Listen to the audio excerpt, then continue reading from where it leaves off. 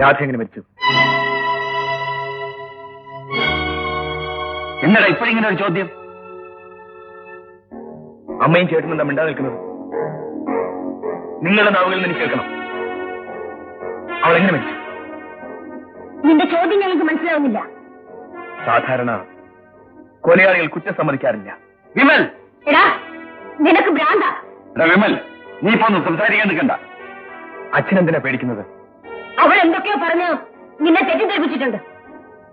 അമ്മേ, ഞാൻ ഇത്രയും നാൾ നിങ്ങളുടെ അനുസരണയിൽ വളർന്നു, നിങ്ങളെ സ്നേഹിക്കുകയും വിശ്വസിക്കുകയും ചെയ്തു.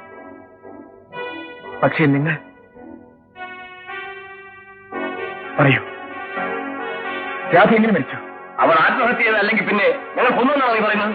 അതെ, നിങ്ങൾ അവളെ മണ്ണെണ്ണ ഒഴിച്ച് ജീവനോട് ചുട്ടരിച്ചു കൊന്നു. പ്രഗത്ഭനായ വക്കീലിലെ എന്റെ ചേട്ടൻ നിങ്ങൾ അവരെ ആത്മഹത്യയാക്കി മാറ്റി. ഞാൻ ഈ സത്യം തുറന്നു പറയാൻ പോവുകയാണ്, ഈ നാട്ടുകാരോട്, ഈ ലോകത്തോട്.